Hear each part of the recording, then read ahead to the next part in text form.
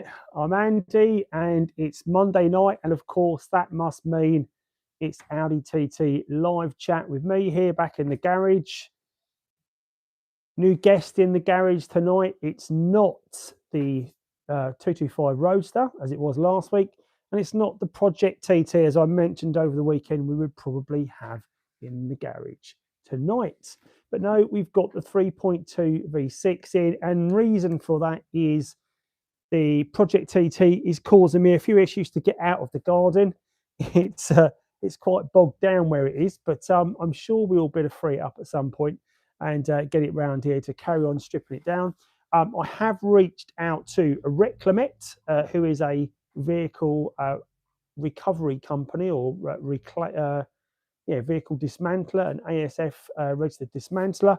The reason I've reached out to them is the car itself, as we know, it's not got an awful lot of parts on it.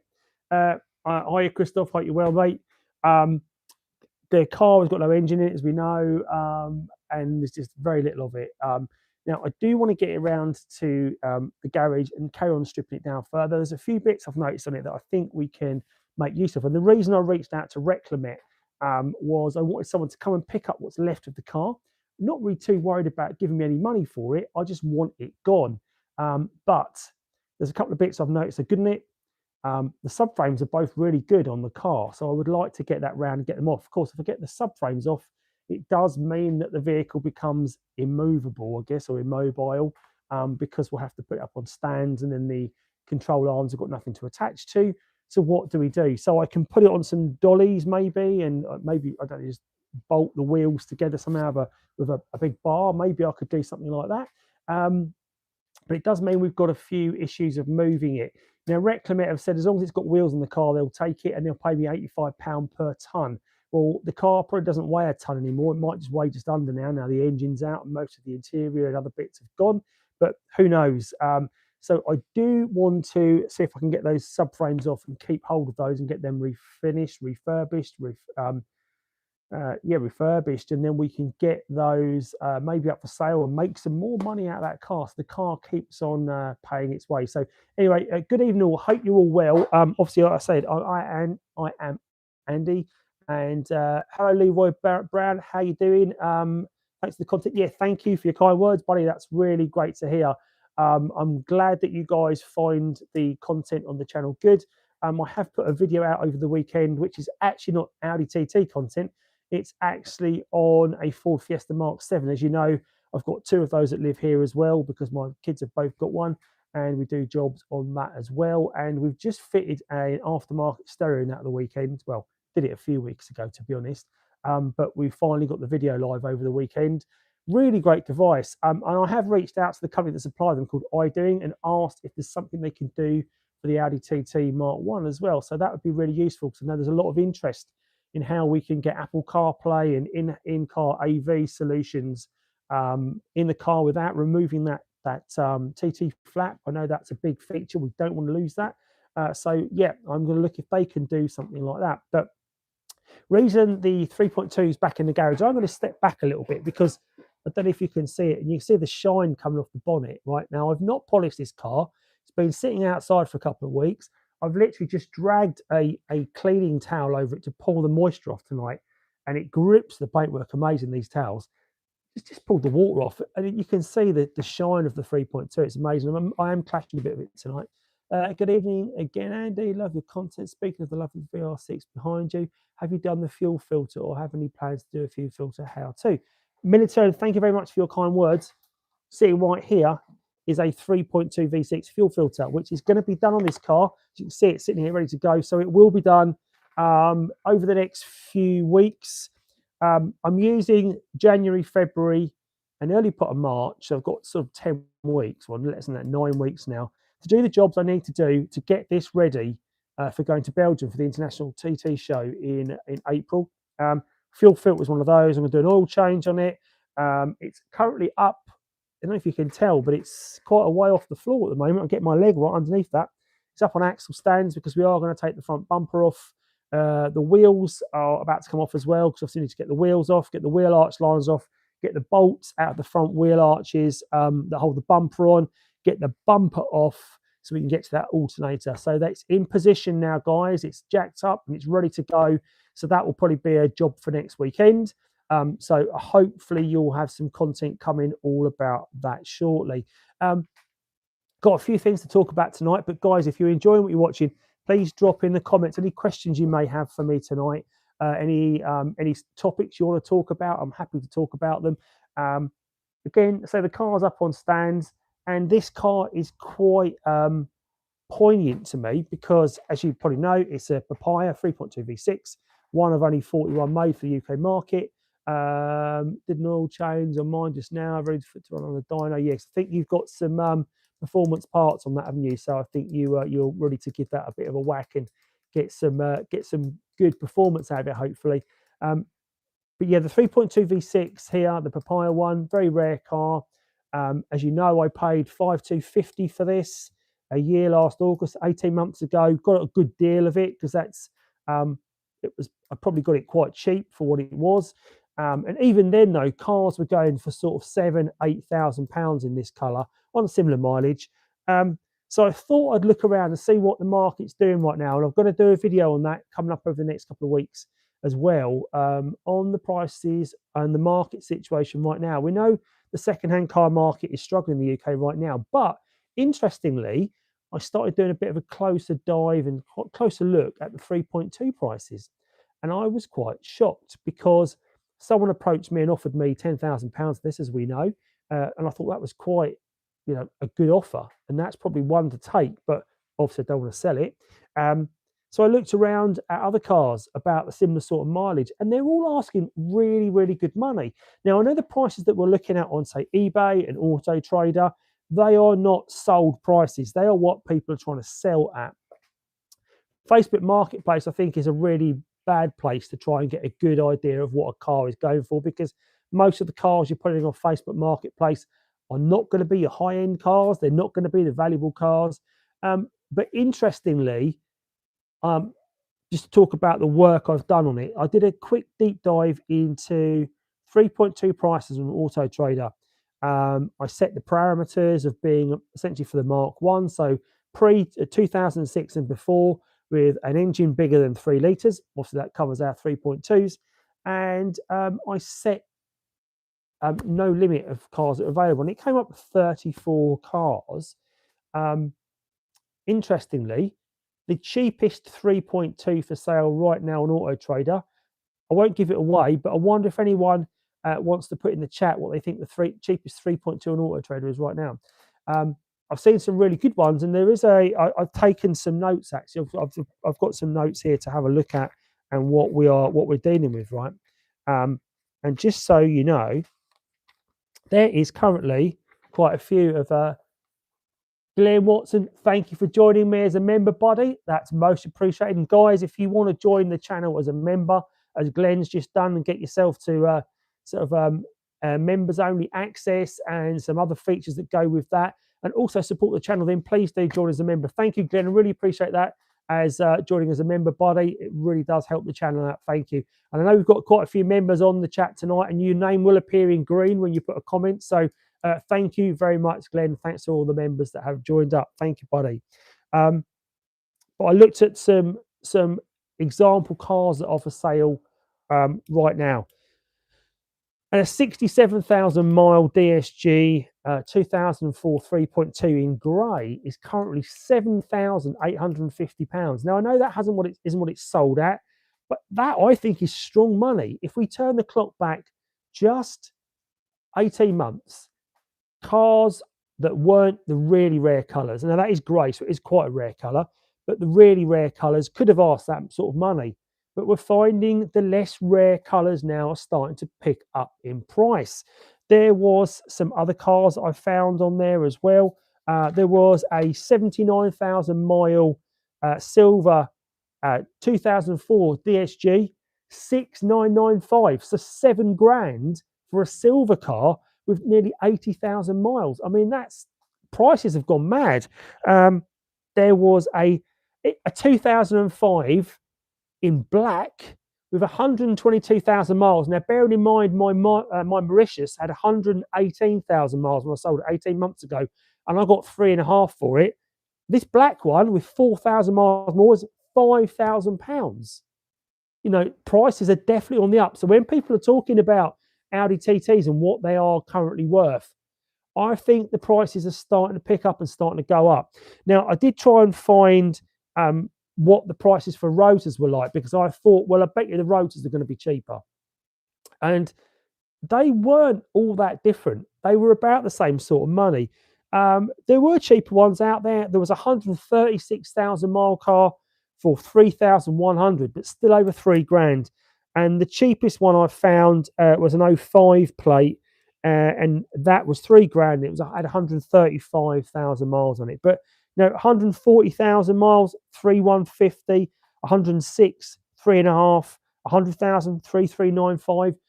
They're still asking over 3 grand. Now, if you flip that and you start looking at the 1.8T models, because I thought, well, let's see if it's just the 3.2s. And it does appear to be that way. The 3.2 definitely seems to be the popular model at the moment. So I had a quick look at some 1.8T models. There was a 115,000 mile car for £1,495.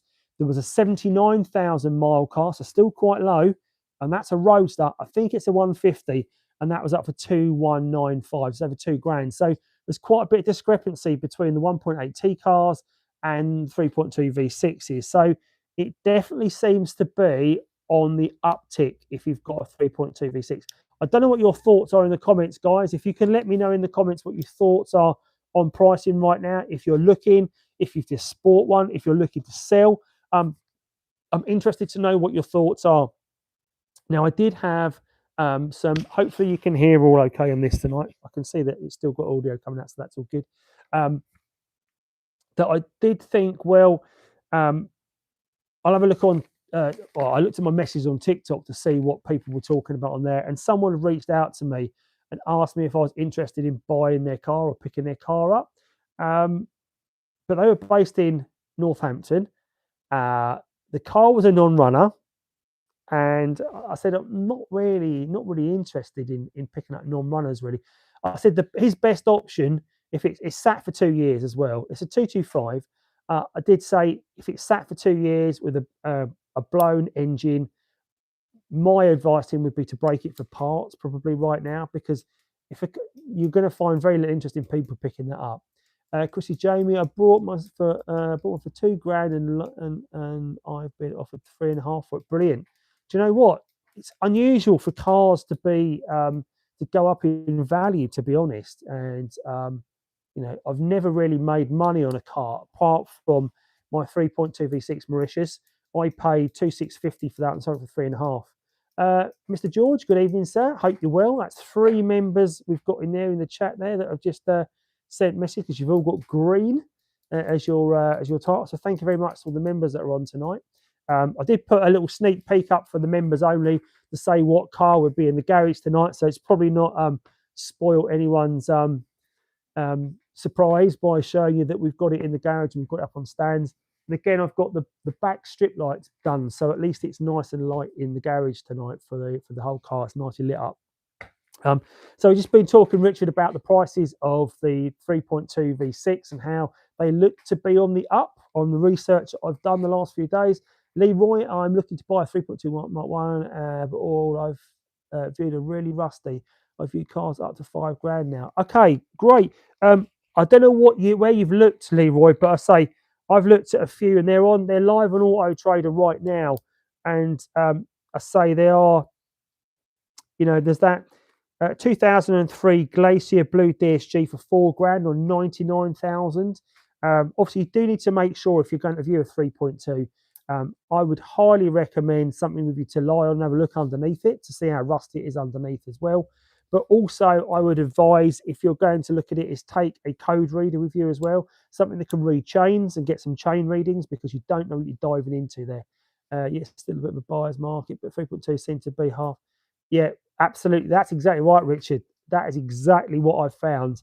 The 3.2s seem to be asking some real premium money now. I've mentioned there was a grey 3.2 with 67,000 miles, 7,850 right now.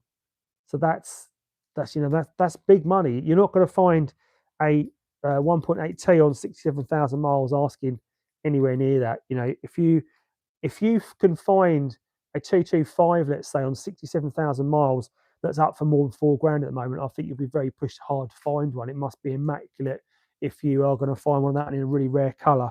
But yeah, there is lots of cars out there right now, Leroy. So if you are looking, there's some good ones that we know that are up for sale as well. I think Steve Chesham's still got his car for sale. I think that's the 3.2. I'll have to put some more work to mine. Okay, thanks, Richard. Glenn, sorry, I thought it was Richard going. Glenn, thanks, buddy. Good luck with that. I know we're going to see you in Ypres in a couple of months' time. So get to work on that car, buddy, and get it over there. Yeah, unless it's like yours. Yeah, Richard, yours is a bit of a peach, isn't it? Because you've got a Quattro Sport, and again, they are, you know, they're another great rare car, aren't they? The Quattro Sports. Although I do think now that the 3.2, because they've been going down and down and down and down in numbers, and the Quattro Sport have always been low numbers, and potentially I think that people have been trying to preserve those limited edition cars anyway, and all the time the 3.2, of which there were only about 3,500 cars originally, I think, on the 3.2. They've been coming down and down and down and down and down, and I think now they're at about 1,000. I think there's about 500 of the manuals and 500 of the autos left, if you look on how many are left. I don't know how much you can really trust that site, but you know, it's a good indicator based on DVLA figures. But yeah, it looks like there's about 1,000 left. A lot of Sawned as well. People are putting them off the road for the winter. I had some quite interesting feedback on putting cars off the road for winter. I found there was an old video of mine that is on the channel talking about checks you can do and steps you can take to overwinter your car. So if you're looking to put your car away for the winter, there are some really good steps and tips and tricks you can do to protect it and get and maximise its chance of coming back to life in the spring. And there's also steps involved in that where you can maintain that over the next few months while it comes out of hibernation, or while it's in hibernation. Tips you can keep doing: you can keep turning the wheels on it, keep rolling it around so it doesn't sit on flat spots, or you could jack the car up maybe, and that would probably take the pressure off the wheels, although it might start to do other things if you do jack it up too much. Obviously put in those pillows in the car, those moisture absorption pillows that can pull the moisture out of the car so it doesn't end up furring your steering wheel up. There's lots of things you can do getting on a trickle charger. So I put that out there, and so I had some really random feedback off it because people were saying, a bit late for that video, isn't it? And I thought, well, not really, because even if you've put your car away for winter, you still need to run some form of maintenance of it. You can't just abandon ship and leave it. You need to roll it around and just sort of like just keep things moving. A lot of people came back and said, I don't put mine away for the winter. I keep it running. These cars are meant for driving, and I totally get that. I mean, if we look at my Roadster, it's still outside, out of the garage, and it's still being used in these lovely sunny but cold, crisp days in winter. Roof down, seats up, and it's a fantastic little drive. So I highly recommend that if you're looking to do that. But yeah, that video's out, and I have sort of like tried to bring it back to the fore. So if you are looking for tips and tricks to overwinter your car, if you've got it away in the garage, always go and check on it. That's one thing I would say. Make sure it's still there. But definitely get out there and do some of those maintenance tips that I've put in the video, because it will really help you out. I've got some other things to talk about tonight, guys, but if you want to put any of your comments, topics you want to talk about, questions you've got for me about the cars, then please do drop them in the comments and I will pick them up. Something I want to talk about is right now is bolts. Sounds a bit of a random one, doesn't it? But bolts. And I don't know if you've noticed, but if you're undertaking any work on the car where you're replacing stretch bolts, hello MACKQ0, hope you're well, buddy. Welcome along. We're talking all about the Audi TT Mark 1 tonight, so welcome along. If you've got any questions, please put it in the chat. But bolts, they are a bit of a, not a sore subject, but they're a bit of a bone of contention, because bolts are getting hard to get hold of now. They're getting quite scarce, and you find there's a few websites around where you can source specialist bolts. So these stretch bolts, you can use them once and then you've got to replace them. And because they're getting less and less, and the stocks are getting lower, bolts are becoming end of line. So my thoughts and my question to you was, what are you going to do, or what is your plan for bolts that are end of line? How are you sourcing your bolts? Have you got anything that you can share with us where you're sourcing bolts? Because it's always good to share the information to help other owners out. Thoughts on the Matosa Stage 1 tune that includes injectors E85 compatible? I'm bone stock right now and I'm thinking of going with Matosa. Just haven't seen any reviews. Hello, Eduardo. Hope you're well. I don't know. I don't know anything about a Matosa Stage 1 tune. We've got some really good guys in the chat, though, that might be able to help you out with that question. For me, obviously, as you know, my cars are bone stock as well. I don't fiddle around with them. I don't tune them. Talking of tuning, there's very little you can do to this as a stock engine to get any more power out of it. There are people out there that claim they do things to them. You might have seen there is there's the rather oversized air intake that you can get for it. It looks like a big paint can. A couple of people have installed that, trying to get more power out of it. Not going to work. It's not a turbo car. You're not going to get more air into it and do much to it unless you're turbocharging these cars. You're not going to get much more out of them. Stock standard. Then maybe you might put a panel filter into it to get a bit better airflow. But putting one of these massive cans on the car doesn't do an awful lot. I'll make a bit more noise maybe, but they make a sweet noise on the exhaust anyway. But if you think I'm wrong on that and you think that you can get more performance out of these cars, then please do let me know in the comments, because I'm always keen to find out what you think about that. But going back to the bolts, has anyone got any secret stocks that they know of that they can pick up bolts from? My clutch was a lot less squeaky today. Thank you. Oh, Heidi, brilliant. That's great to know. I'm glad that the clutch is less squeaky. So we did a bit of maintenance on Heidi's car last night.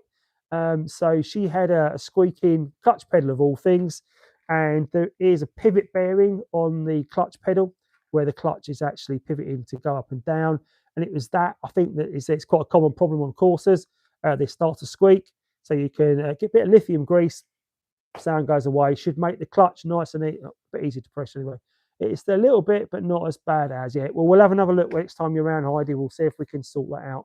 I'm sure we can get it sorted once and for all, including the body work we need to do on the back of that rear door as well. See if we can straighten that out for you as well, because it does look a little bit nasty. But we'll see what we can do. But also, I thought not only are we going to talk about bolts tonight, but also going to talk about what do you think is the best oil for your car out there. So the 3.2 V6, as we know, there were big problems back in the mid 2000s with this car. There were a lot of chain failures, and one of the factors that fell into that problem was that the chain failure attributed to not only the links being stamped too far into the chain, so the actual manufacturer's mark was stamped too far into the link, caused the chains to be too thin at that point and brittle, and they would snap. That was one factor. But another factor that caused engine wear and damage to the chains and the guides was the use of long life engine oil in the car. Long life engine oil has a lot more additives to the car, to the oil, which water down the oil of all things to make it last longer. And of course, when your car is cold and the oil is thick, and it absorbs a lot more fuel into the mix, which thins it down even further. So the choice of oil is quite key to what you use in the car. And that long life engine oil was 0W30 when it came out from Audi, the long life 2 that was. And that was proved to be not the best oil for the car. So interested to know what you're putting into your car. I'm going to do an oil change on this car, and I'm just looking around to see if I can see what I'm trying to spot. I've got bags of oil, believe it or not, bags of oil rather than cans of oil that I had from those of you know George Webb and his amazing his 1.8T car that he was like a track car in black and blue, so it matches my glasses actually, his old car. And he sold me some I've got it over there, I can see it now in my parts cupboard. He sold me some quantum oil, and I believe it's 5W40 for the car. The 5W40 oil does give you a bit more tolerance and a bit better, a stronger oil film when your car is up to temperature. So when your car is hot, it does give you a much better oil film on the car across the components. And it has I think it's that, is it HTSC, the high tensile protection as well. You need, so of course the oil that we put into these cars, they have to be the VW spec as well. It has to be 502 minimum or 505 VW 505 what you should be putting in, and again 5W40. But interested to see what other people are putting in the car and what they're doing. If you want to let me know in the comments what you use. Hi Andy, for mine 3.2 under tray, looking for the M8 25 to T40 flange head, can't find them anywhere. Do you know what, Phil? Now they're not single use, those bolts, which is a good thing. Those subframe bolts, you can reuse those. So my advice would be to get in touch with someone like Jason Case or Mark Stanley, or even someone like Serkan Miskin, someone like that that deals at brakes 3.2 V6s, and they will have the bolts lying around. I'm sure they would probably even let you have a couple for free. But that would be my recommendation. Is they're not single use. So if they are single use, I've reused it and put my subframe, not my subframe, my under tray back on multiple times. Because of course, if you are doing an oil change on this car, you've got to drop the under tray off the car to do that. If you're doing any other work underneath the car as well, again the same thing. And even if you're on the 1.8T engines, you have to take the under tray off. I've got one hanging up actually. I'm going to grab that. I'm going to grab it off the shelf. Here we have. Here is my 1.8. Now the 1.8T under tray sitting right here. This has got to go back on the roadster. But you can see I can hold this in one hand. It's light. It's plastic.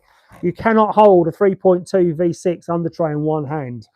Trust me, because it's not made out of plastic like this. It's made out of metal, and it's really heavy. So the good thing about the plastic one I've got right there is I can attach that with T25 Torx bolts all round. There's 8 of them on that, or 12 of them. But of course, if you're on the if you're driving a 3.2 V6, like sitting right here, you haven't got that luxury because it's a really heavy part.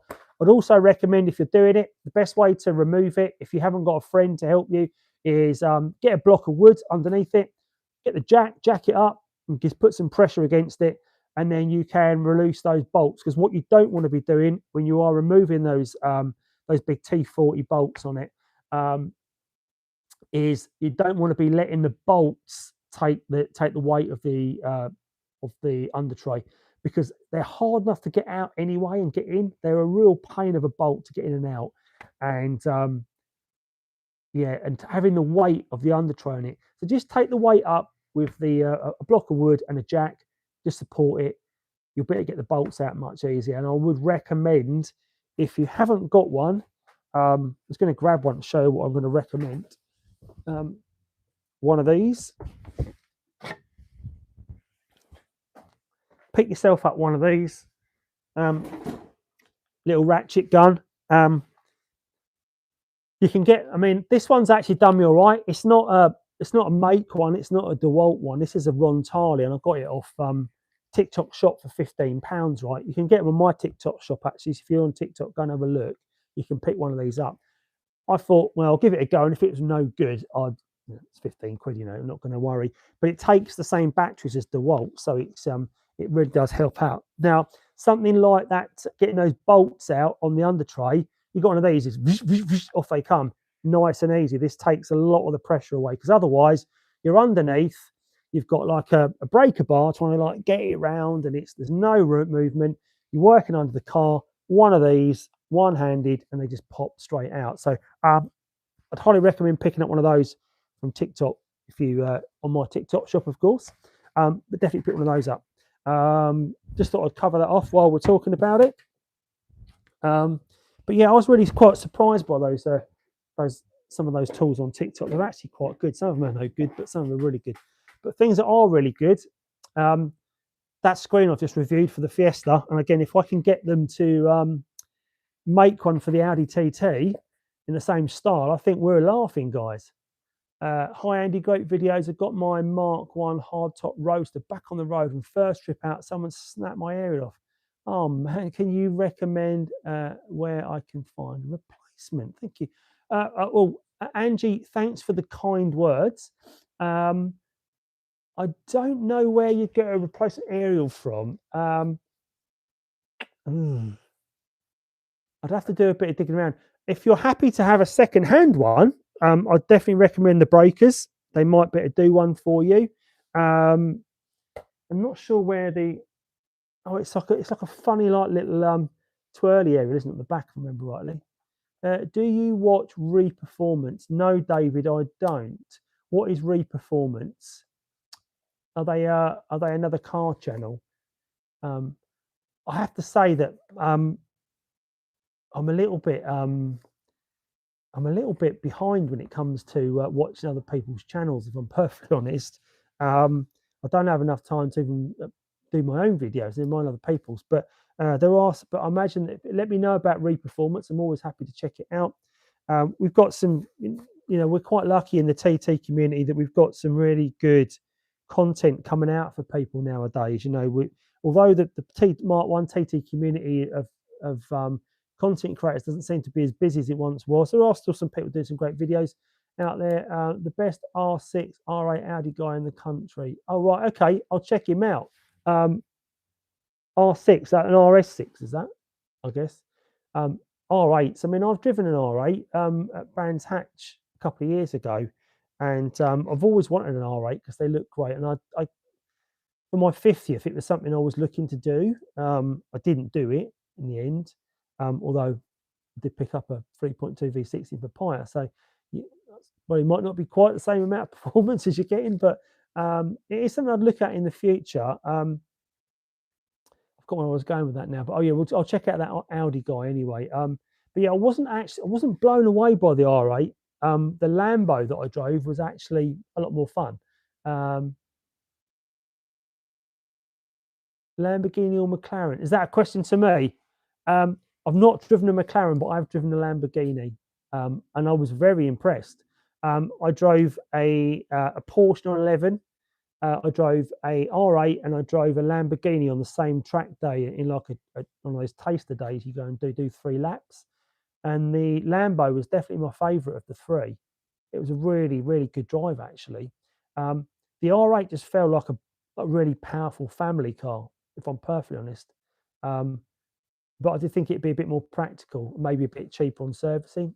I don't know, but I think yeah, that may be something for the future. We'll see how the future unfolds and what you can do. I mean, I'm not in a situation I can buy one, so although if I had a few more members, maybe I could. So maybe that's a good reason to join the channel as a member and support the channel, so that I can maybe buy an R8. I think I might need a few more members for that. Sorry, he fixes the full engine builds and does a gearbox specialist. Is that a bit like Matt Armstrong? Matt Armstrong does a lot of that, doesn't he? Matt does a lot of stuff now. Mine looks, what's that? Hi, Andy. Do you know of any Kent meets soon? Look, mine looks a lot better now. A Kent meet. I think Joe Caldwell's put a meet together, is he, for February? I've got a feeling it's something like February the 2nd. Might be wrong. Race gearboxes. Oh, nice. But yeah, there's definitely a meet coming up, I think, in February. There's a couple of meets coming up this weekend. If you're looking to drive a little bit further afield, there is the Winchester Auto. Oh, I can't remember the name of it now. Winchester Auto Museum. It's on my channel. There's a meets video on my channel right now covering off the meets that are coming off. I went to the January Stag meet last year and loved meeting people. Oh, nice one, Valkyrie. Yeah. We had a great meet, didn't we, last year? Last year at the Stag, there wasn't many of us. Yeah, it was quite cold, if you remember rightly, and the weather was a bit naff, wasn't it? But there was a few of us there. I haven't been down to the Stag since, and it's a great venue. I like the Stag. I think they suffer a little bit with boy racers. There's one of my faves, Mr. GMT1, all the way from Australia. I hope you're doing well, buddy. Happy New Year to you as well. Thank you for the donation. Much appreciated, buddy. Thank you very much. I hope all is going well on the other side of the world. You had the very dirty blue 225. I see. Yeah, I remember actually. There was I think most cars were dirty that day, weren't they? Because there was a lot of a lot of dirty cars about due to the weather. The weather's not much better at the moment, and hence why obviously I've got this in the garage right now, and it's again, I've not polished it. It's been outside for 2 weeks, if not longer, being rained on, leaves, everything. I've brought it inside. I've rubbed it over with a towel, and I mean, just take a look at it. Just take a look at it. Tell me that is not a lovely, beautiful, shiny car. I've put so for the members, I have put 3 snapshots of this car up tonight before we came live to show you what to expect in the garage tonight. And those photos are not filtered in any way. I've just taken them with this phone, taken a picture and posted them. The car just looks amazing. It really does. I don't know if the camera does it justice tonight. And I've got a couple of soft boxes up to give me a bit of light tonight. So if you notice, I'm dropping in and out of the light. Hopefully you can see me okay. But yeah, it is a lovely car, isn't it?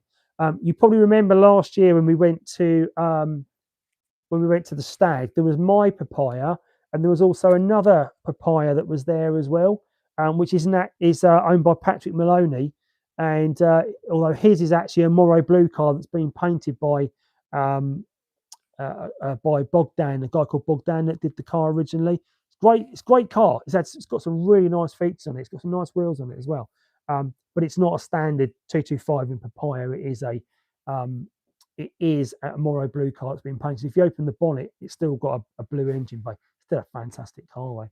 But you can probably see it's quite high up today. So if you think my waist is here, and this is up to my waist, and that's because we've got it up on axle stands today, because the plan for this weekend is to get the front bumper off, and we're going to do that alternator. We're going to remove the alternator, going to document how we do that. So the reason it's up like this is we can talk about the process of getting the bumper off and how we access the alternator, because the alternator sits about here. Oh, can't see that, can you? About there, but probably about halfway down the engine. To get it off the 3.2 is a real challenge. So we've got to take the bumper off, believe it or not, to get it off. Now, if it's a 225, we could do it all from above, but with it being the 3.2, we've got the bumper off. Bit of a pig of a job, but as you know from my other videos on the 3.2, a lot of these jobs are pigs of jobs, so it's not too bad. But I don't know if Carl's on tonight, Carl Foreman. He did send me. Carl bought me this lovely waistcoat, little body warmer, little electric body warmer, and I'll turn it on. I might have clicked the battery. Anyway, but he also sent me some little foot warmers this week. So Carl, if you're on there, thank you very much, buddy. But the garage is not too bad tonight. Hence, I've not got the gloves on tonight. It's actually bearable. So I'll save those for a day when I really need them. What we got there? I love that. Some people do these. Got a 3.2 bumper on mine now. Looks like a V6 swap being 225. Yeah, that seems to be a common upgrade, doesn't it? So, and we're going to talk about upgrades in a minute.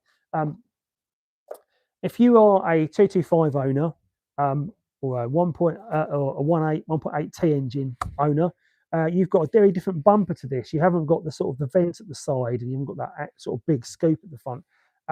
That is a popular upgrade for the car. So I'm going to say to you guys, Carl, you're there. Thank you, buddy. I say feet. Don't need them on the feet tonight, but I will use them next time that I need them on the feet.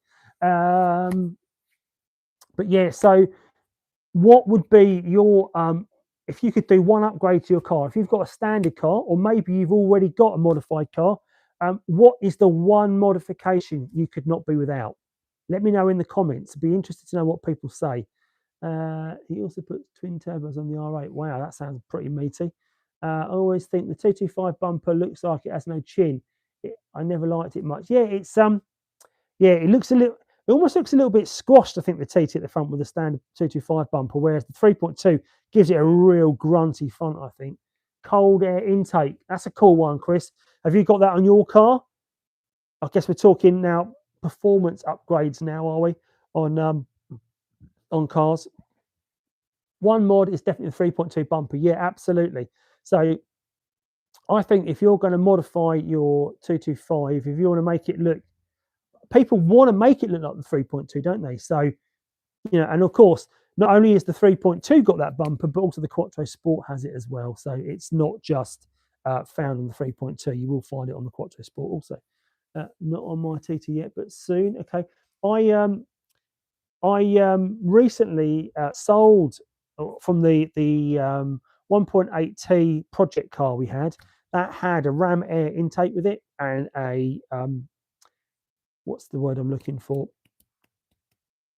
Heat shield is the word I'm looking for. I had a heat shield as well, and I sold that for £60 when I was breaking that car for parts because not going to need it on my cars. I don't modify my cars, so all the performance bits are sent.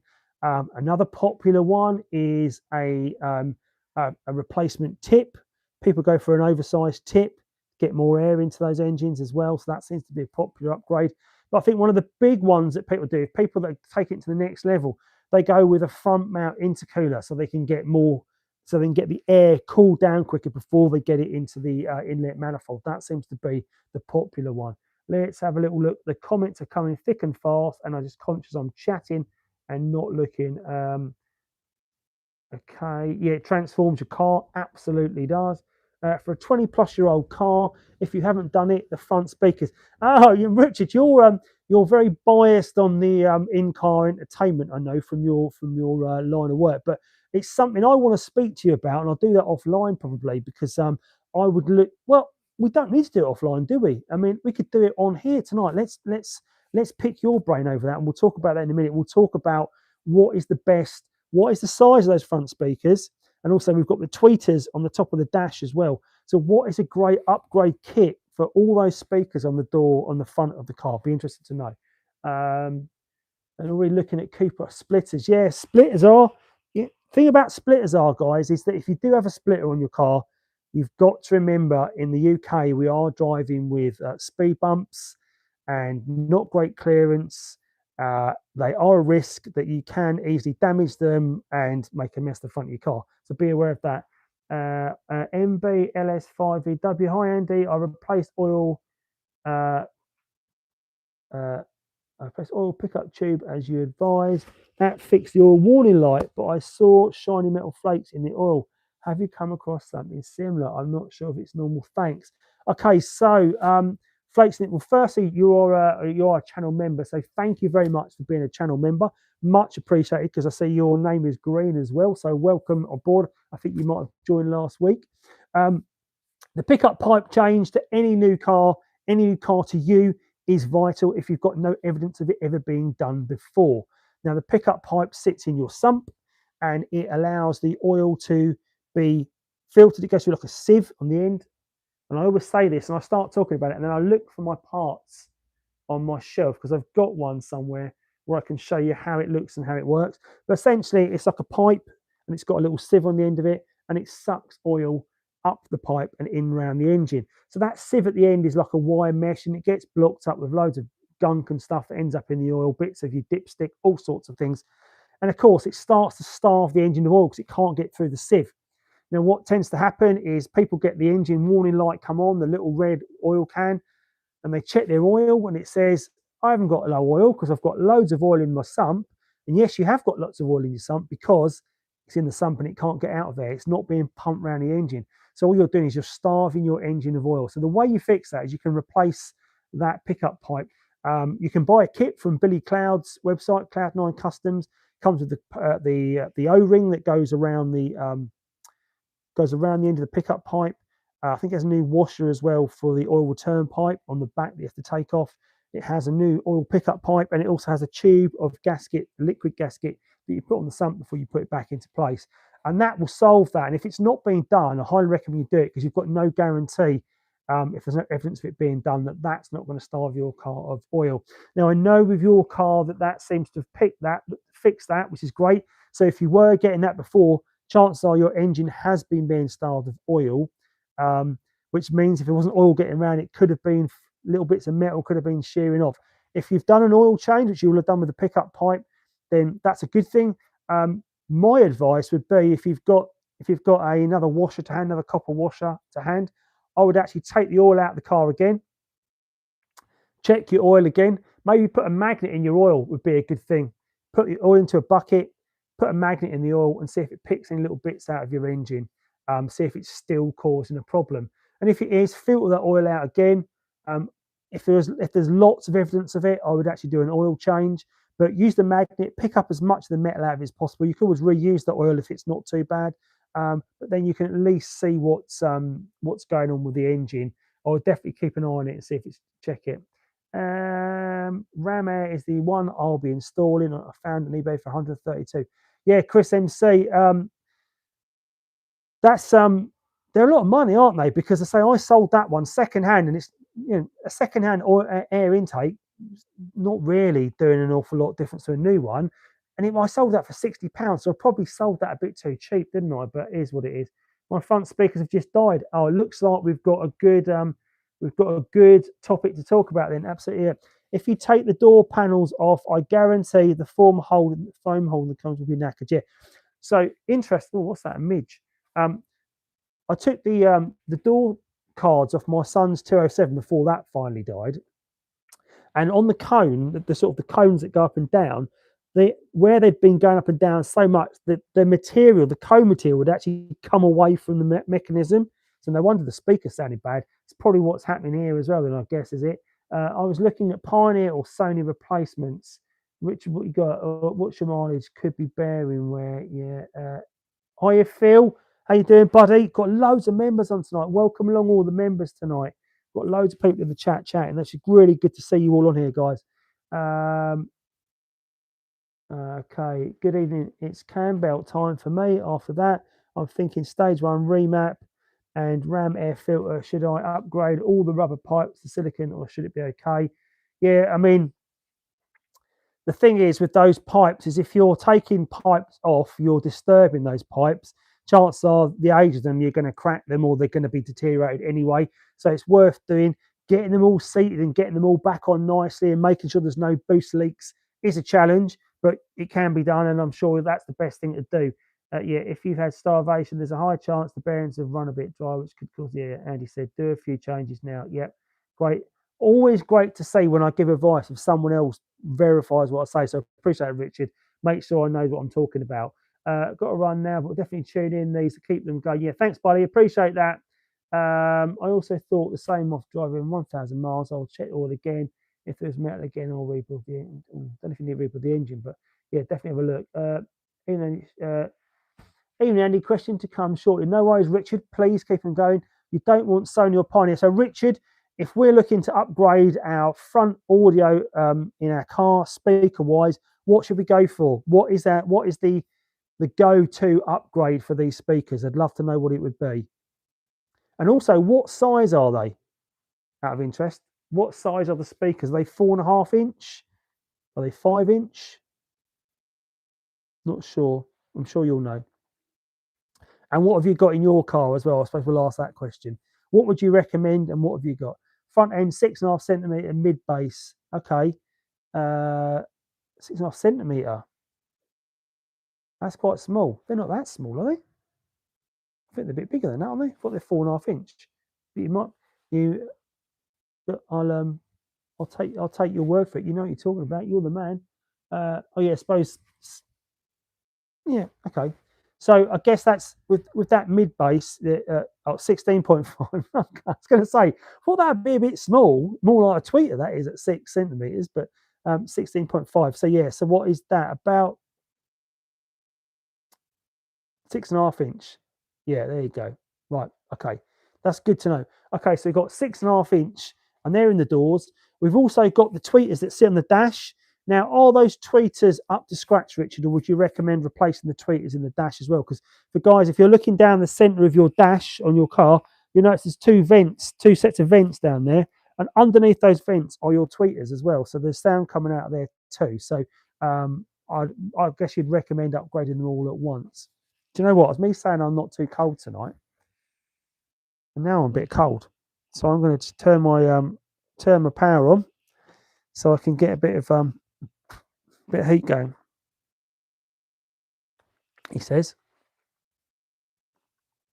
There we go. Here we go. Look at that.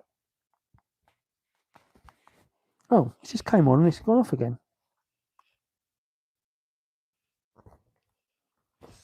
Okay. Not you need. It's a bit of a technical hitch there. Okay. Oh. Talking about sales, I'll just heat myself up. There we go. We're back in business. The electricity is flowing. I should warm up a bit now. Zip myself up. Okay, so we've got right. No point touching the tweeters in the dash as they can't. The covers can't be put back on. Oh right, and they do. Okay, that's interesting. So those covers on the dash, they're not detachable, not removable, because that's where I was looking at maybe for doing. I was talking to iDoing about the Apple CarPlay device, and I thought that would be a good mount for those, that we can use that as a, if we could fabricate something that goes in there, and have the Apple CarPlay device put into it. It'd be a good place to mount it. But yeah, what is the best company to get? Yeah, what would you recommend, Richard? What have you got in the car? So Pioneer and Sony, you're saying no. When they break in, will have to be replaced. Okay, that's good to know. Thanks, buddy. I won't be doing that anytime soon then. Mr. GMT1, are you still out there as well? Because it'd be good to know how you're getting on with your car in Australia. I know that you're out there tuning in most weeks, which is always great to see. Good to know that we've got an international fan base of people around the world watching. We haven't had that many people on tonight.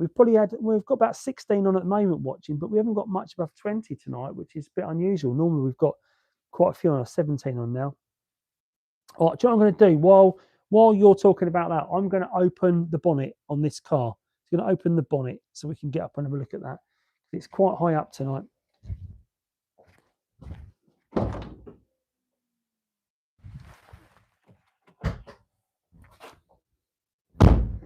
Here we go. Let's open the bonnet. There we go. So if we want to have a look, we can talk about under the bonnet of the 3.2 V6 if you want. If there's anything you want to look at under the bonnet, we can talk about that also. Hi, Steve, up all the way up in Scarborough. Good to hear, buddy. Bulgaria. See, we're definitely international tonight. We've got Bulgaria, Australia, and Scarborough on. Let me know, guys, where you're dialing in from tonight. It's always good to know where people are connecting to us from, so we can spread the TT love around the world. I'm down in sunny Kent, for those of you that don't know, so not so sunny at the moment. But yeah, so I did the QS last week. I have focals. They have focals in all my TTs. They comparatively show, which means the foam can be put back exactly as it was. My new ones are the polyglass. Oh, okay. So that's so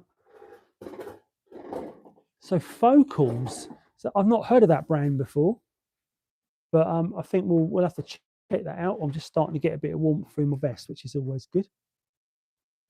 Just going to pull that in a little bit, if I can do that, and we've got there we go. We've got the 3.2 in the background as well. Tweeters need to be hot glued in, as the originals are very small. We don't need the crossovers, as the line to tweet has a filter already. Cool. So that sounds like plenty of good information there from Richard on the right speakers to add to your car. Guys, if you're enjoying what you're watching tonight, then please do give it a little thumbs up as well, so I know you're out there watching it. So we've got 16 thumbs up at the moment on the live feed, which is not bad. We've been live for 53 minutes at the moment.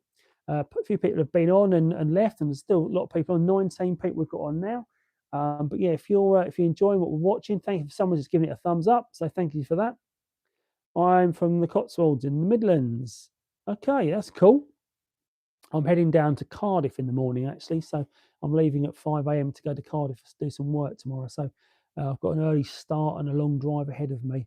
But I'm not taking the TT. I'll be taking the Tesla tomorrow. So hopefully it'll be driving itself.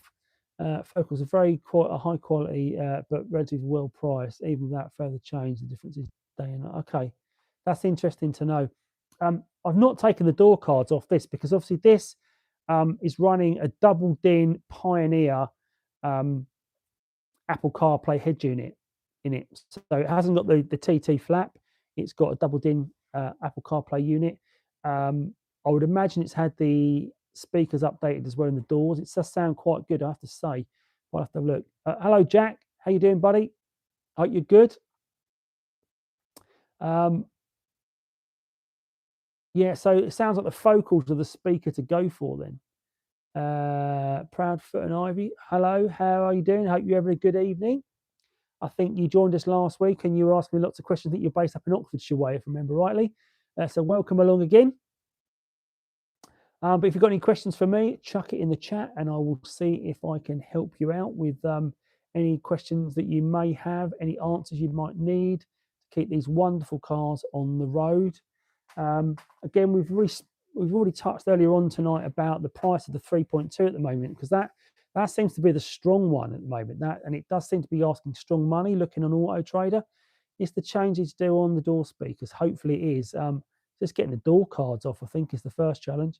Yeah, iPen, good to see you. Welcome along again. And so the 3.2s right now, and hence why we're sitting here with this one. When I looked on Auto Trader, they are asking really strong money. There's not one under $3,000 right now for sale, and 225s, 180s, 150s you can get for a lot less money than that. So it's be interesting to know if anyone is looking for a 3.2 V6 right now, what you're looking for, how you're finding the market. You know, what is out there. What are you looking for? Because I am going to do a video on it, because I think the 3.2 prices have suddenly just left the 225 behind. They've always been asked a little bit more money. They've always been a little bit more, but they really are quite different in price now. Yeah, starting to creep up now. Yeah, they are indeed. There's even the high milers are over $3,000. You know, 130, 140,000 mile cars, which is a lot of miles for where the car's life expectancy is going to be. I guess after that, you don't know what's happened to it beforehand, but you know you are taking a bit of a punt on them. But I suppose you're taking a punt on any car, really, aren't you? Because it's a 20-year-old car, 20-year-old platform. This one is 22 years old this year, because it's a 2004 car. As lovely as it is, it's of course the alternator is coming off on this at the weekend. We're going to have the bumper off this at the weekend. Get it stripped down, get the alternator off, show you how to take the alternator off. We'll bench test the alternator as well to see if it is if it's the pack on it rather than the alternator itself. And you can get a refurb kit for these alternators quite cheap for about £25-30. So that's what I'm going to attempt to do. I'm going to try, if it is the pack on it, I'm going to see if we can change the pack on it and upgrade it. Also, sometimes the brushes wear on them as well. So we're going to upgrade or update that if that is the problem. But we're going to bench test the alternator off and see if we can get any more details. We know it's the alternator, not the battery, because we're getting, even when the car is running, we're still only getting about 11.5 volts, where when the car is running, you should be getting about 14.5 volts out of it. There's a bit of an art to them, sadly. Andy, can I speak? And I can explain, as it's quite weird how it's done. Yeah, you can speak, Richard. What do you want to do? Do you want to come on and speak? I don't know how I do that. Oh, I've got lighting on. I'm trying to work out how to do it. Oh no, I didn't want to do that either. In real time.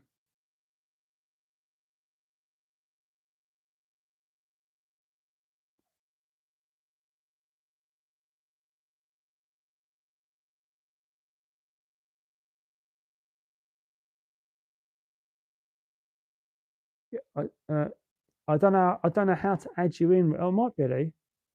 Oh no, I don't think I can add you in on this because it's a mobile feed. It's not like my normal ones. I'm gonna see if I can get you in. What's that one? No, that turns the feed off. I'm just trying to work a way to get you on, Richard. Unless there's more options somewhere, is there? No, I can't see the way to get you on, Richard, unfortunately. Which would be the way to do it, wouldn't it, if we could do that? Yeah, okay. Write up and stick it in the chat. If I could get you on, that would be ideal, Richard. Maybe we'll. There is a way now that I can do a YouTube live like this in the mobile format, which you've got right now in the portrait and also in the landscape. Someone asked me about that a couple of weeks ago. if I do the feed in landscape. But the majority of people do watch me on a phone when I'm doing the live, so this is the best format to get it in. But there is some limitations with doing it on like this. I haven't got the Mac here to do the live broadcast. Because when I've got that here with OBS, I can drop things in, I can add people in, I can add comments, I can add pictures up as we're going. So maybe one of these weeks we'll do one like that. We'll do a live with those sort of features as well. But hopefully that would be suitable for you all, so you get that. If you've got any questions about the car, I say a lot. We've got some really good sort of conversations going on there with members as well tonight. A lot of members are tapping away with their green names. So if you are a member, again, thank you very much for joining the channel as a member. If you're not a member and you want to support the channel, then please do think about clicking the join option below. Really helps us out here at the channel. Keep bringing you the content.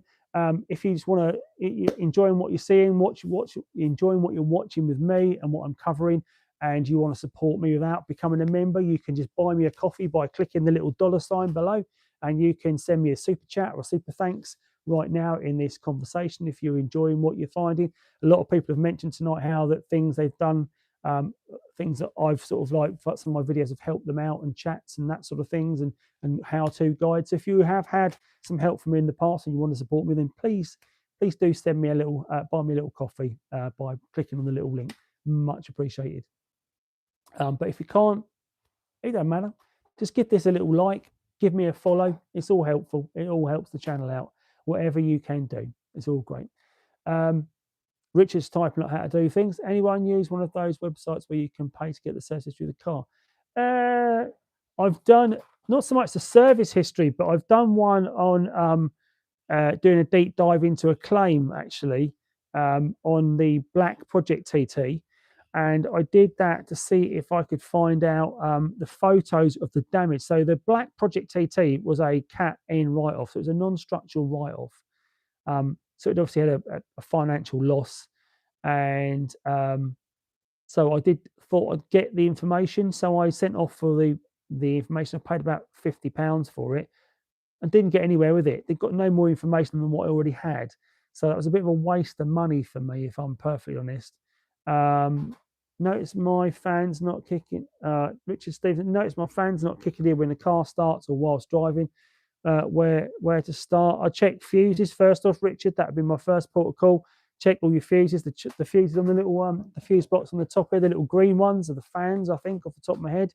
But there's also some fans there. There's a fuse also on the end of your dashboard on that little panel on the driver's side. There's a fuse on there that also does the fans, controls the fans as well. So check that. Also, if your fans aren't kicking in, it could be a case of maybe the car doesn't realise it's getting hot and overheating.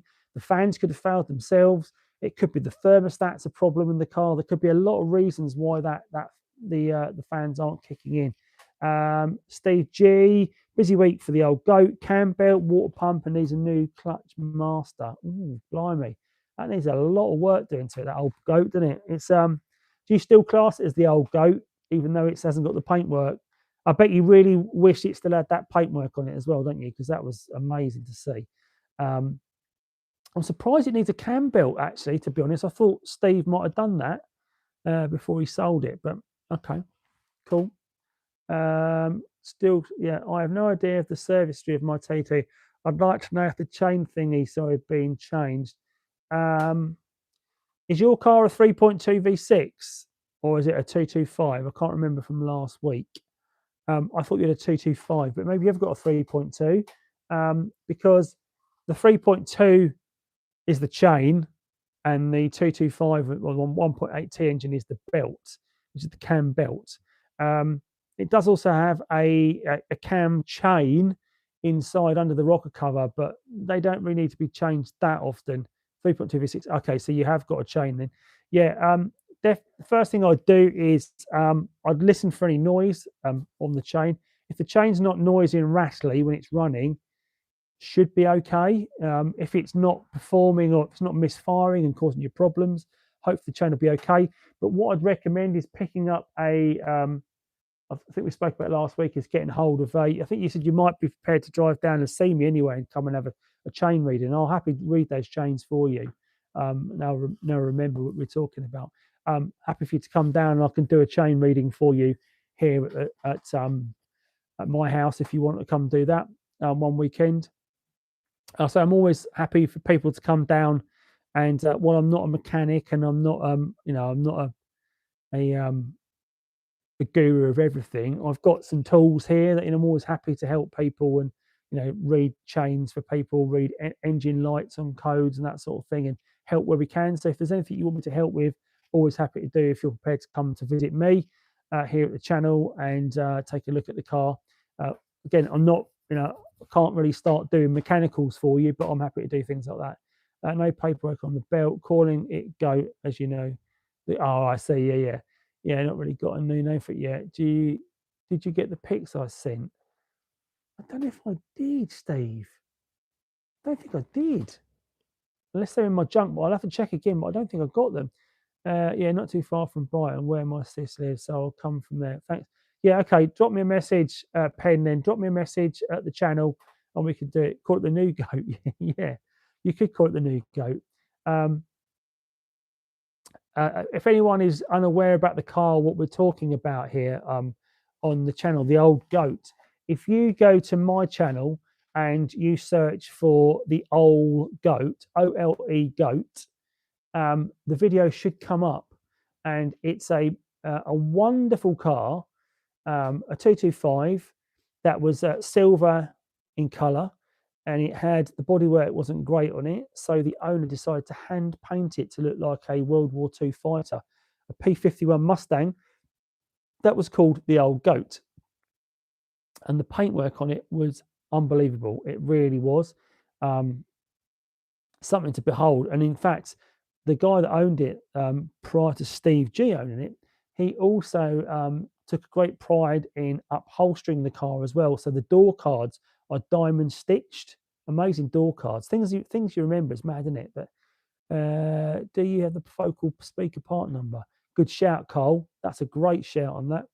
I think we all could do with that. We're all looking for those focal speakers. I wonder how much when you say they're a bit more money as well, I wonder what sort of money they are, Richard, for a set of speakers. Be interested to know. Focal. I'm going to click that. For people, oh no, I'm not. That's the wrong option. I'm not going to do that. I'm trying to work out, is it that option? So the speaker part number that we're looking at right there is a Focal PS165V1 polyglass, and they are £130. So that's the speaker, the door card speaker upgrade that Richard's mentioned. So we'll definitely check that out. For people that are looking for a speaker upgrade, I've just clicked a highlight on here, so hopefully that will save it and identify that part of the video for other people to watch later. But again, if you've got any other questions that are non-audio related, please pop them in the chat and we'll see if we can answer those for you tonight and see if we can help you with anything TT related on the car. But we've got obviously the 3.2. It looks quite it's a real striking engine, this, isn't it, with the rings and the 3.2 in it. You can always see that. You open the bonnet and it just takes up the whole engine bay of these cars. It's great. What I like about the Papaya and the light color cars is it does brighten the engine bay up a little bit, because obviously you've got the color under there and back of the bulkhead. You can actually see the color, and it makes the engine stand out a little bit more when you've got the bonnet up. So yeah, price varies up to about 160, but you find deals. Okay, we'll have a look for some deals on that, because I think that will be quite useful if we can pick it up. So guys, if you're looking for a set of speakers for your 3.2 V6 or any of your Audi TT Mark 1s, those Focal PS165 V1s have had a big thumbs up from the audio or in-car entertainment guru Richard George. So we'll all be looking at those. But again, so alternator is going to be done this weekend. Hopefully, going to get it off the car so we can test it. So the bumper's going to be coming off. So what I'm going to do for that is I'm going to put a lot of blankets down under the car, because when I take this bumper off, I'm not going to disconnect all of the various pipework that supply the front aliens for washing the headlights. I'm going to leave that all in place and just see if I can move it down and on the ground. How often should you do oil changes? On the 3.2 V6, I would go as frequently as every 5,000 miles right now, the age of the car. People recommend at least every yearly, and I would say every 6 months. But whichever comes first, really, 6 months or 5,000 miles in these cars to keep them tip top. Steve Craddock, I've got focal speakers in my T6. I've also got an Audison sub with built-in amp. Sounds awesome. Wicked. Another one of my wonderful members. Thanks, Stephen, for being a member as well. A lot of green members on tonight. We'd love to see that all chatting away. But yeah, so the oil change on the 3.2 every 5,000 miles or every 6 months. Now, if you go and look at the service interval book, it will probably say much different to that. But the age of the car now, and if you want to keep this in tip-top condition, that is what I would recommend every 5,000 miles and or 6 months, whichever comes first. I do need to do it on this car. So I will be doing that while I've got the bumper off and the engine under tray off. I'm also going to do that fuel filter as well at the back of the car. So it's going to be a few little maintenance jobs here to get it ready for the summer, to get this roadworthy and get it enjoyable for the summer. I don't tend to do too many miles in it because, as you know, I'm trying to keep the mileage down on the car because it is quite a rare colour. But it will be coming to Belgium with me in April. So for those of you that are coming to Belgium in April, see you there. If you're not coming to Belgium, why not? Because it's a great TT show. It's the international TT show that we hold every year now. It's the third running of it. We've had more cars last year than the year before. And this year, I think we're going to have even more cars again. It's the weekend of the 11th of April. And we hold it in Ypres at a place called Caddy Cars, which is a car museum dedicated to really old classic cars. Amazing cars, all still drivable, all in immaculate condition.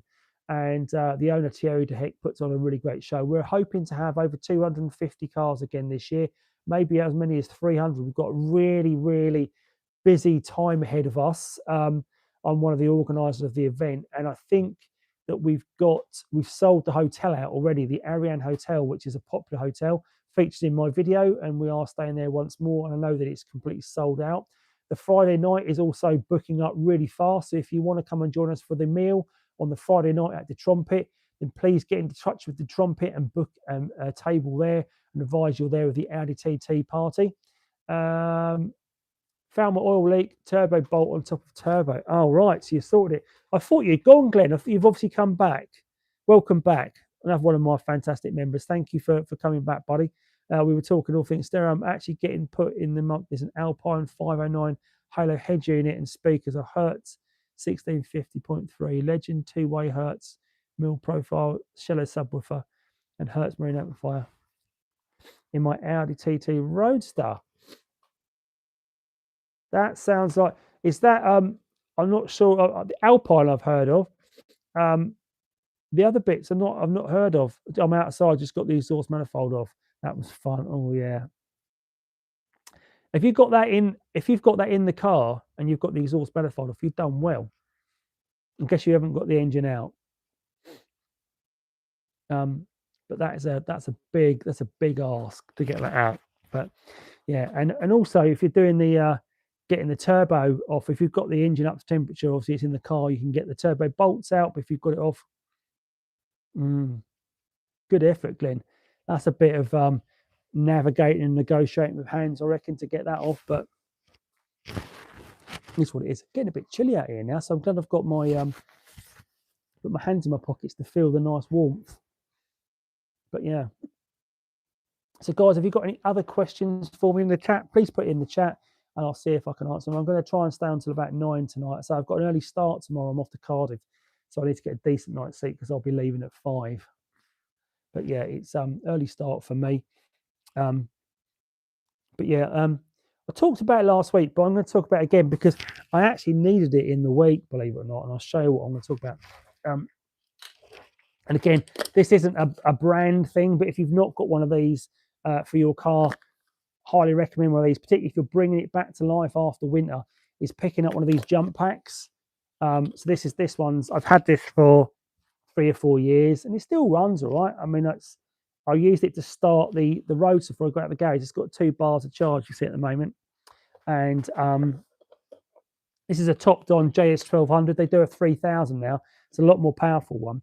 But I highly recommend having one of these in your car, because when you come to start the car in the spring, if you've had it put away and the butt won't start, you haven't got to worry about jump starting it. But one of these, absolutely banging, because you can just clip this on. It's USB-C chargeable, bosh, off you go.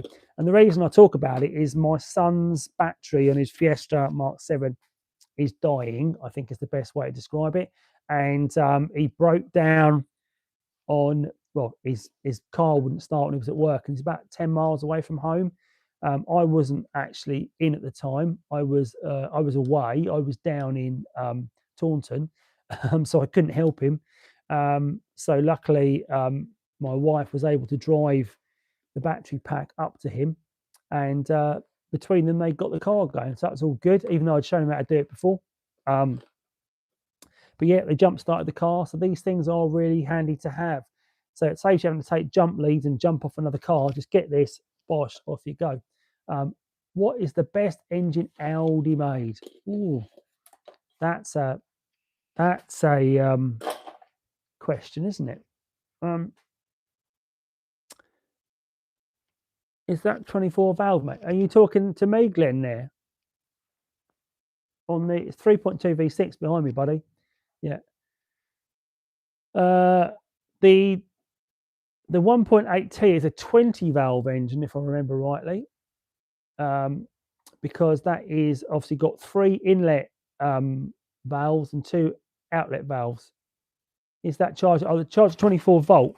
Sorry, mate. No, I don't think it is. I will tell you.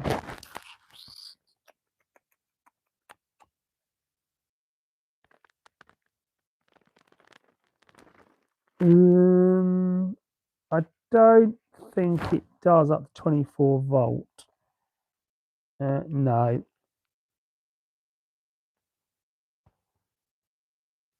The max it does 16.8. There you go. Yeah, Steve, I got that. Need to get a new one to start lorries. Okay, Glenn. Do you know what? I think I haven't got the one I want right here. I've got a couple of different ones. So I've got the topped-on JS1200. I've got the Auxito one, which I don't think it's as grunty, to be honest. So I think it's probably got a lesser voltage output. And I've also got the AC mount one. That is a good one. I think that does do 24 volt, but I haven't got it here. Let me grab the Auxito one and we'll see if that does. And I'll tell you what the output of that one is. So one sec, guys. You take a look at the car while I am just grabbing the Auxito charger.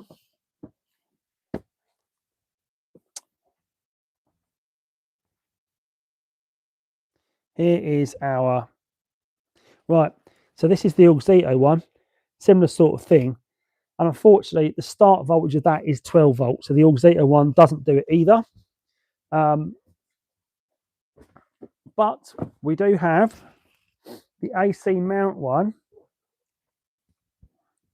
So this is the AC mount. I've got the box for it, but the actual starter is in the Fiesta still. And I'm just seeing what voltage it does up to.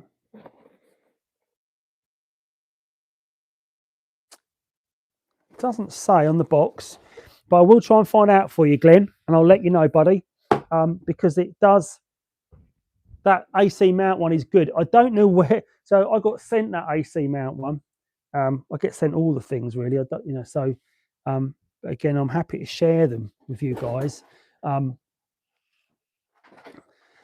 Because I'll always tell people if things are any good, as you know. If things are good, I'll tell you. If things are not so good, I'll tell you.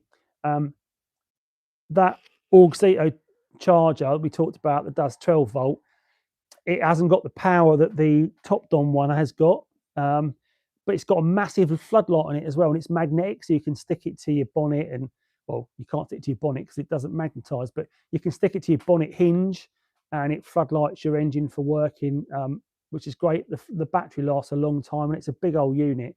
But the AC mount one has got a lot more power because it's also a tire inflator, which is quite handy. So I highly recommend that one. I've just bought the King Bollen BM 560. One of these.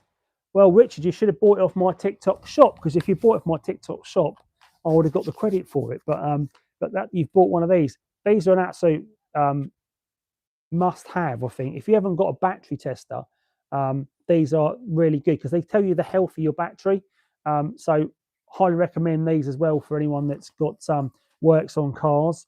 The only bad thing I think about the King Bollen one is I don't think the crocodile clips are much cop on it. They're strong, but they're quite small. You see the size that they open up to, and I can get my finger in it, but it does all the features, it does all the checks for you, which is great. But the crocodile clips aren't the biggest. I know it's only a battery tester rather than a jump start, but the wires aren't particularly big either. But it's a great little gadget for the money, because the other ones, the ones that are a bit more substantial, a lot more money. So Lee, South Coast, Sussex, JERWS, Jews. Not sure what that means, mate. And not sure, buddy. Yeah, so Glenn, I'll send you the details of my my AC mount one. But yeah, King Bollen do some great things. So have a good day tomorrow. Yeah, all right, thanks, buddy. Yeah, I will. Yeah, I'll be in touch, and don't forget to check me out next week. I'll be live again next Monday for more chat right here. What are you typing there, Lee, South Coast, East Sussex? What you're trying to type out? What you mistyping? Let me know what you're trying to type, and I'll see if I can help you. No guarantee. Phones are a pain when you're typing them, aren't they? I thought that's a good thing about me being on here and talking, is that I'm not typing, so I can chat away and not worry about what I'm typing. Good job I'm not typing, because it would be a nightmare. Oh, Prophet, thank you for sending me a donation for a coffee. Really appreciate that, Pen. That's thank you very much. I look forward to checking out your car when you pop and see me. Again, drop me a message at the channel, and we will definitely sort that out for you, so you can come to the house here, and we'll give the car a good scan and good check of what's going on. And guys, if you are enjoying what you're watching, you want to buy me a coffee, then please do as Pen's just done, and click on the $ below this video, and you can buy me a coffee. Thank you very much. Here's a question: fitting gearbox tomorrow, and do I have to put the metal gasket thing back in, as mine has seen better days, rather than not have to buy a new one? Yeah. If you're talking about that like black metal plate with a hole in the middle of it, yeah, it's pretty important you put that back in. Yeah, for sure. Yeah, you can't leave that out. Although I would agree with you that when you remove the gearbox, they sometimes take a bit of a hammering when you're getting them out, and they get twisted up. So you might need to put a new one back in. It's a dirty shield. It's a dirty shield, or just a dirt shield. Might be a dirty shield, I don't know. But you definitely have to put it back in, though. You can't run without it. The reason I'm looking around is I've got one knocking around somewhere. I was going to pick one up and show you. Mine got pretty twisted up when I removed it. A dirt shield. It might be a dirty shield as well, Glenn. I don't know, but it's definitely a dirt shield. Trying to spot it. It's here somewhere. Might be in my parts collection. Which car is it in back? Right here. This is, we can close the bonnet. We haven't looked at the engine tonight, but yeah, this is the Audi TT Mark 1 Papaya 3.2 V6, only 41 made for the UK market, and it's a very beautiful car. As I've mentioned, it's been outside for a couple of weeks because I had the Roadster in here, and I don't know if the camera's picking up as well on this feed as it was on the picture I took earlier. No filter on this. This is a shiny. This paintwork is immaculate. It's beautiful. I like your comment, Richard. Yeah, agreed. It's a pain in the backside, the shield. Yeah, it is. Yeah. Alex TTV6. Do you know if the Ariane has space left? I can't book anything for the TT Weekender. No, Alex, is booked. It's fully booked. It's been fully booked for about a month now. Fun enough, Mike Morley reached out to me 2 weeks ago. And for those who don't know Mike has got a beautiful Abt Mark 1 TT. It's the one with the DTM livery on it as well. So it's a yellow one in Renault liquid yellow with lots of badges and markers. It's a beautiful car.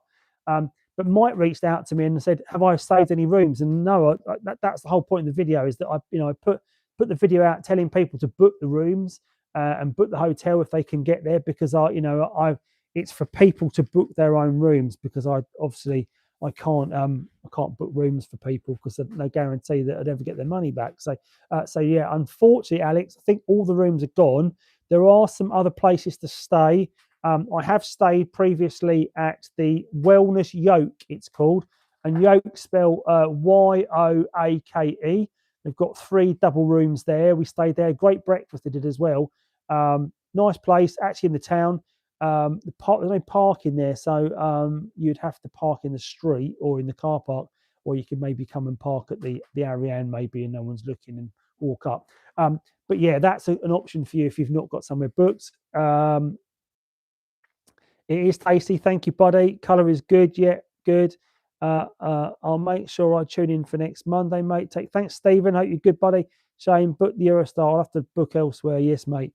Well, we'll all still be together when we're out there, no matter what we stay anyway, Al. You know what we do that. I need a garage, got a fit gearbox on the driveways, hopefully no rain. I'm nearest to you as well in New Haven. Well, not far. I know New Haven quite well. Cycled there many times. My in-laws are all from Uckfield, so I know the area quite well. Your car must look great on the country road, surrounded by green fields and trees. It does. It looks really great in the summertime. Going past the hedges and stuff, it really contrasts with the greenery. It looks really good. Do you know about Dakar Race 2026 Defender? No, nothing about that, I'm afraid, buddy. I got holiday in Feb, but we'll look with lads close to their scene. Okay, Audi TT Mark 1, heated seat not working, common faults. The element could have failed in the seat.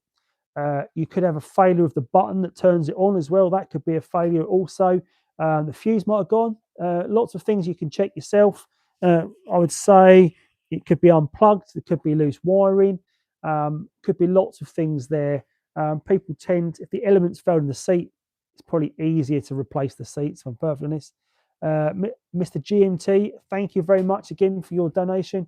You're an absolute gent as always. Thank you very much. And if you do want to buy me a coffee, guys, please do click on the link below, the little dollar sign, and buy me a coffee. Any recommendations for speaker replacement? Well, Milo, you've come to the right place tonight, because we've been speaking all about that just about an hour ago, and we're talking about the speakers that can go in the Audi TT Mark 1 in the front doors. And the recommendation was a focal speaker, Focals, I think it was pronounced as. Richard, if he's still on here, he might be able to put the name of it and the part number back in the chat.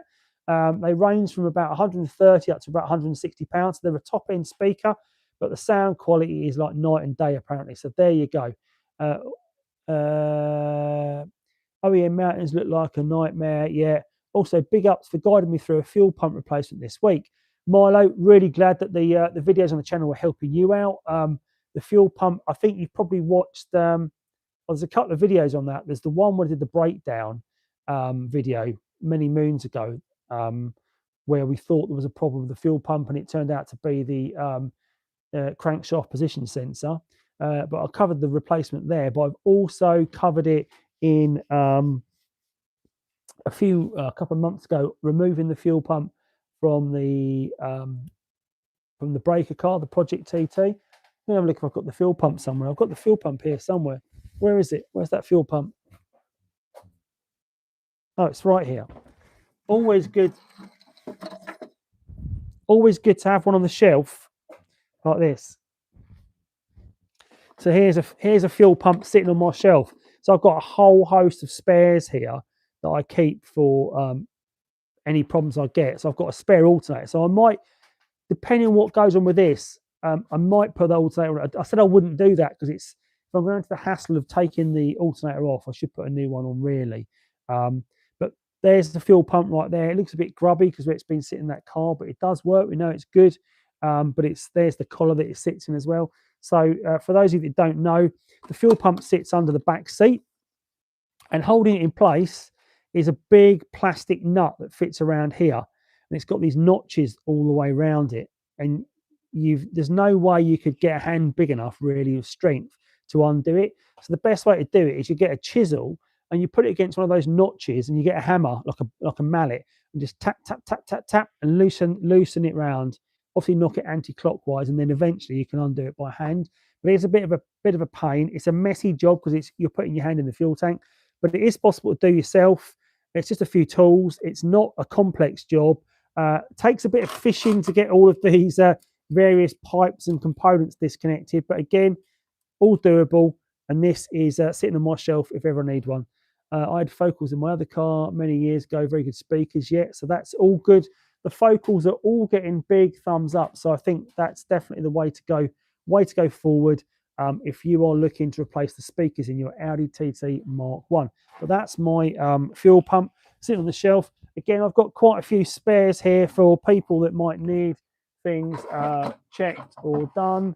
I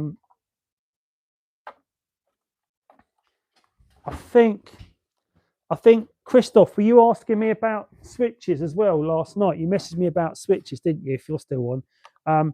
So I've got the rear window light, rear window switch, and I've also got the ESP switch as well. But I haven't got a seat heating switch, unfortunately, but I have got those. I did have the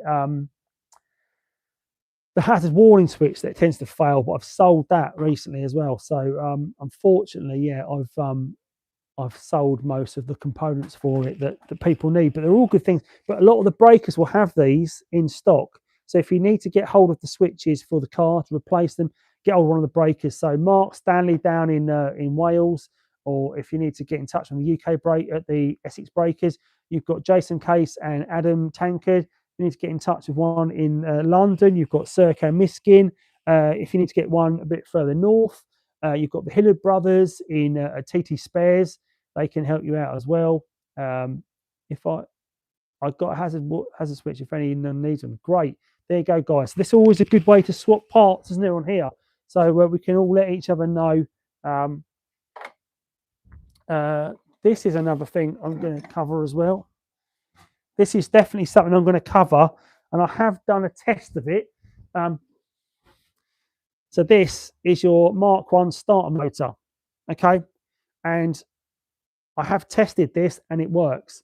And the way I tested this is I earthed the bodywork of this off to my my jump starter pack, and I ran a lead to the little sensor at the back here, started it up, and then this pops out like that. As you can see, that comes out, spins up at a rate of knots, and then pops back in when it's done its job.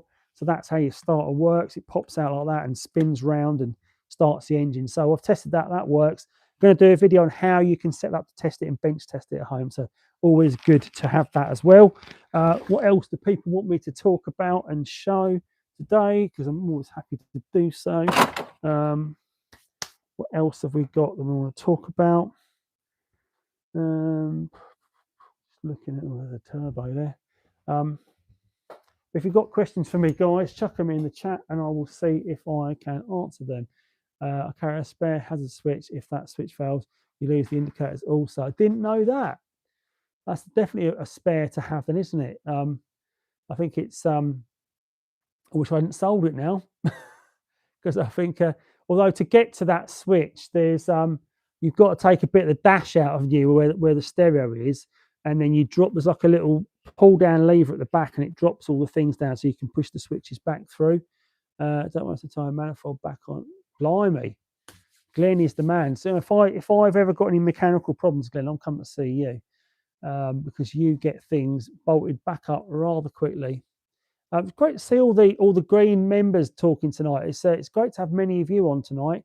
I was conscious not everyone can jump on, but there's a lot of you on tonight, so that's always great to see. Said there's comments coming on the videos there, but I can't answer those at the moment because I'm talking to you guys. But it is now it's 9:05, so I think I might start wrapping up in a minute. So I've got an early start tomorrow. It's 13 of you on still at the moment, but I'm just want to say thanks for joining on tonight, joining me, and talking all things TT as always. It's always great to have your support. If you are already a channel member, thank you very much. If you would like to join the channel, then please use the link below.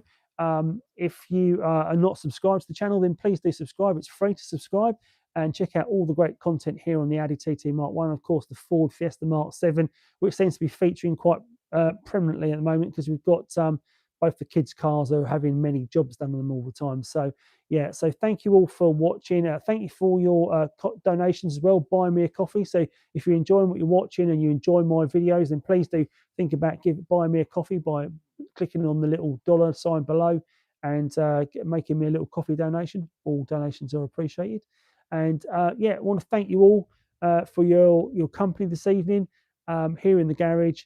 And of course, I look forward to speaking to you all next Monday. Wonder what state this will be in next Monday. Will the bonnet be off? Bonnet won't be off, I hope. Will the bumper be off? And will we have the alternator off? Maybe it'll be done. You'll buy me a Belgian beer. Appreciate that, Alex. I look forward to that Belgian beer. I'll buy you one back as well. But yeah, thank you all for joining me tonight. Really, really appreciate you all being on. And yeah, you can all, well, I'm going to be drunk at this rate, all the Belgian beers people are buying me. I look forward to the Belgian beers. I look forward to catching up with all of you next Monday. I particularly look forward to catching up with you all in Belgium and talking all things about life and TT. It's going to be a fantastic weekend. I know it is. If the previous ones have been anything to go by, it's just a top draw weekend. So looking forward to it. Thank you, Phil. Appreciate your joining on tonight. Appreciate all of you joining on tonight. Have a good evening, and we'll catch you all next Monday at 7:30. Take care, guys.